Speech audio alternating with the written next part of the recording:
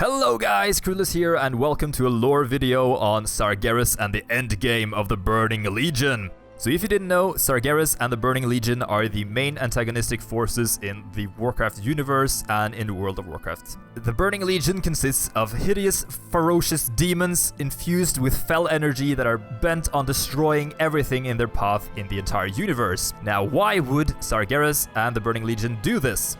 Well, it turns out that there's quite a good motivation behind the Burning Crusade of Sargeras' Legion. Now, we have defeated thousands of demons. We've battled against the Scourge, which were created by the Dreadlords, the Nethrezim of the Burning Legion. We've fought against the might of the Orcish Horde invasion, incited by the remnants of Sargeras within Medivh, and the lust for vengeance from Kil'jaeden, the Deceiver.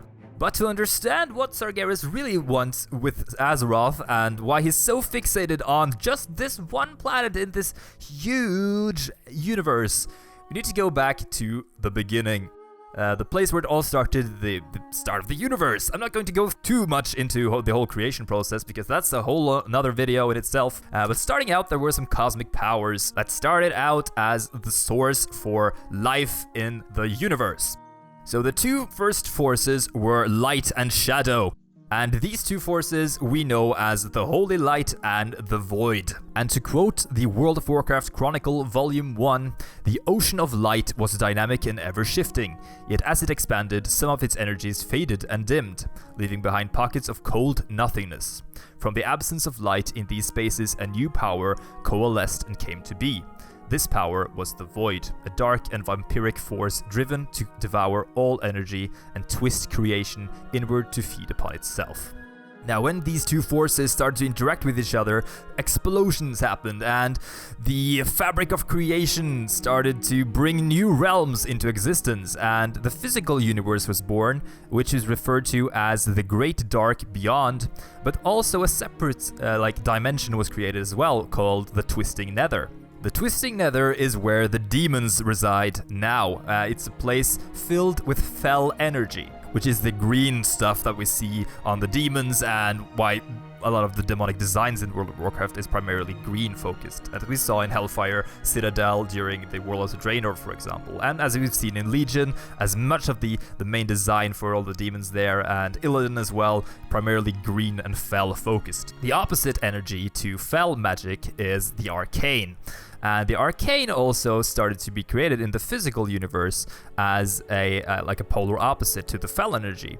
And the fell energy represents chaos, while arcane represents order. Now, in these two realms, well, primarily in the physical realm of the Great Dark Beyond, planets starting to appear with spirits known as elements. We have fire, earth, and water and air elements basically being tied to each world. Now, even more extraordinary than these planets were the creation of these colossal titans. And the titans, as we know them now as the Pantheons, were known as the shapers of the worlds. And the reason why they shape the worlds is because of the way titans are born in the World of Warcraft. Now, the first titans were born from planets. The spirits of a titan, known as world souls, were formed within the cores of a very small amount of these worlds that are in the Great Dark Beyond. And for ages, I mean, these timelines are so long we can't even fathom them, much like in our own universe. These nascent titans, they slumbered, they were inside these worlds, and their energy basically did nothing, except they influenced the worlds they were a part of by exuding this amazing force of arcane energy, this energy of order towards the worlds that they were a part of. And this influenced how these worlds developed. Now, after a great deal of time have passed and the worlds kind of matured from being a baby world soul into a more mature one, these worlds started to turn into the titans that we regard as creators and shapers of the world. So the natural thing for these titans to do after they were born from these worlds were to seek others of their own kind. So the titans that were first born decided to wander the great distant corners of the Great Dark, the entire universe, and they searched for people or more of their own kind, more titans. And this took quite a while. The first titan that was born was known as Aman'Thul, who is known as the High Father of the Pantheon. Now, the Pantheon is the name given to this group of titans that we regard as gods in Warcraft. The other members of this Pantheon was Eonar, the Lifebinder, Khazgoroth, Shaper of and Forger of Worlds. We have Norganon, the Keeper of Celestial Magic and Lore. We have Golganeth, Lord of Skies and Roaring Oceans. And then we have Sargeras, Defender of the Pantheon, and his lieutenant Agramar. Now, if you pay close attention, you heard that Sargeras was part of this Pantheon. He was one of the first titans in the universe. So what made him go from being this guy and buddy-buddy with all the creators and shapers of the world into being a horrible, vicious antagonist in the World of Warcraft? Well, it has to do with the Void, and it has to do with these world souls, or the Titan babies, these nascent titans living in these worlds. So as I previously stated, these titans are born when a world reaches a certain point of maturation. That's when a titan is born from the world soul. So the titans decided to help this process by going around to each world and acting as the parents for the world souls. So they developed certain measures to develop worlds further, giving life to the planet, giving a new order to the elements, basically spreading the arcane to fasten the process of creating these titans and brothers for their pantheon. And while they were doing this, there were these rifts in the Twisting Nether that sent out demons living in the Twisting Nether that were created by the fel energy there into the physical realm. And this disturbed the process of maturing these worlds, because the demons, they were bent on destroying and spreading chaos, basically. So the Pantheon decided to set Sargeras in the position as the defender of the world, and they made him kill a lot of demons. And after aeons of fighting these demons, Sargeras discovered that they were not killable because they kept coming out of the Nether. Turns out you can't kill a demon outside of the Twisting Nether, or at points in which the connection to the Twisting Nether is really close. So he learned that he should probably capture these guys instead, and he created this huge prison in the Twisting Nether known as Mardoom.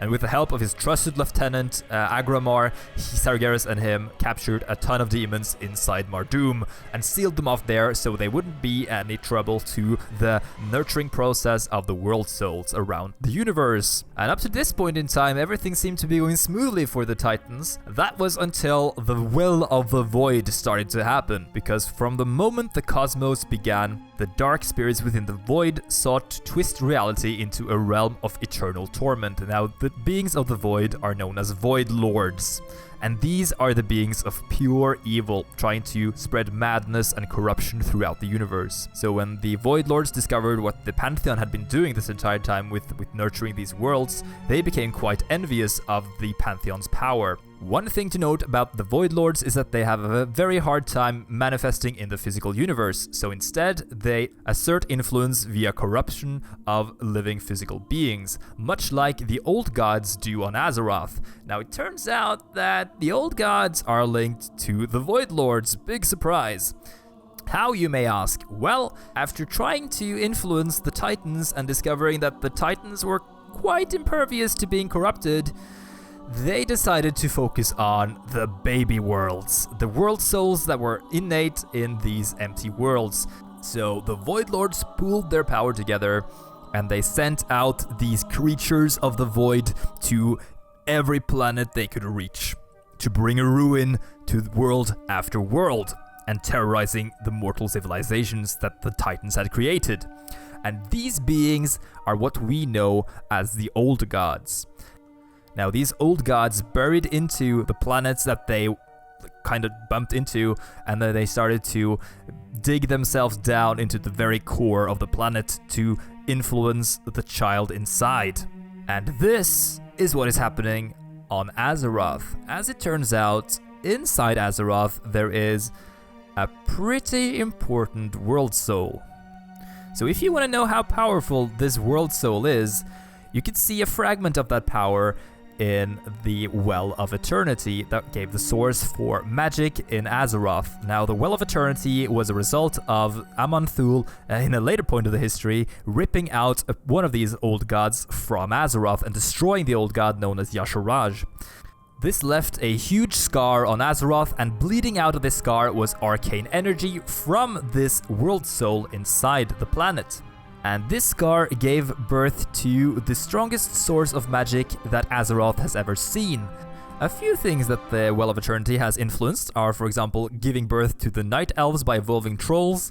A few drops created the Sunwell, being the main source of power for giving rebirth to Kel'Thuzad and being the source to summon Kill Jaden back, and also being the source for the entirety of the High Elven magic. And finally being the nurturing point to granting the Night Elves immortality. So yeah, that's what a little bleeding cut in a World Soul can do from a nascent Titan. Imagine what the big guy could do. And even worse, imagine what the corrupted big guy could do. So Sargeras discovered a whole lot of this void energy surrounding one of the planets he went to while fighting and capturing these demons. And he discovered the Old Gods. Now he interrogated some demons there, some Nathrezim, the Dreadlords that were on the planet, and they knew and had discovered what the Old Gods were doing. And Sargeras was terrified by the very thought that the World Soul could be influenced by the void and become something of great danger. So eventually he came to the realization that he had to destroy the World Soul by splitting the planet in two with his sword. And he did, and he killed the World Soul inside. And when he returned to the Pantheon and told them about this, they weren't too happy about his hasty reactions to the situation. They would have preferred if he came to them and asked for advice on how to proceed, basically. And as a response to this, Sargeras felt betrayed by his own kind, and he stormed away from the other Titans, and this was the last time the Titans of the Pantheon would see him as one of their own. After the Sargeras departure, the Pantheon discovered Azeroth and started to create lots of life on Azeroth to nurture the World Soul within. At this point, Sargeras did not know of the World Soul inside Azeroth and that it would prove to be quite the powerful World Soul. In the meanwhile, Sargeras decides on his own plan to get rid of the Old Gods and the Void Lord's corruption. And he decides on a path quite similar to the one that Arthas chose in Stratholme with the purging of the plague victims. Sargeras decides to create the Burning Legion by amassing the amounts of demons he and Agramar had captured in Mardoom and go on a burning crusade to purge the worlds of Azeroth to hinder the spread of the Void Lord's corruption into the world souls of the universe. While Agramar and Sargeras had been away from the prison of Mardoom inside the Twisting Nether, the whole place had been affected by volatile fel energy. So when Sargeras tore open the prison, there was a huge explosion of fel energy that infused his body and made him look really fiery and veiny and searing into his very soul. However, his mind was still focused on his one goal: to stop this corruption from spreading. Agramar and the rest of the Pantheon tried to dissuade Sargeras from his path and make him go back to the old ways, and Aman'Thul called to Sargeras and pleaded to him to abandon his mad burning crusade. And he told Sargeras about Azeroth, a fledgling world soul with more potential than any of their other Pantheons had ever seen, being so strong that it could defeat the Void Lords in due time, according to Aman'Thul. But Sargeras was not swayed, and he cut down Agramar and slayed all of the Pantheon. Every member a victim to Sargeras' fell magic and firestorms. In this dire moment, the Titan Norganon managed to seal away the spirits of the Pantheon and send it towards the one planet that Sargeras now knew the name of. He knew that the most powerful world soul rested within the planet known as Azeroth. And he knew that he had to destroy that planet before the Void corruption turned the World Soul into the Void Lord's strongest physical being in the universe. In Sargeras' mind, there is only one viable option, and that is to destroy the denizens of Azeroth and kill the World Soul within, and leave the universe safe as all civilization burns in fell fire. And that's why Sargeras wants to destroy Azeroth. Turns out he wants to kill the World Soul and the Old Gods' corruption of the Void Lords. So I hope you guys enjoyed the video. As always, you can stay subscribed if you want to see more of my uploads. I do Let's Plays, guides, and lore videos as well. Haha. So take care, and I'll see you guys next time. And by the way, leave a comment if you want to see something else from me, or if you have any suggestions on how to improve the video. Thank you guys for watching, and see you guys next time.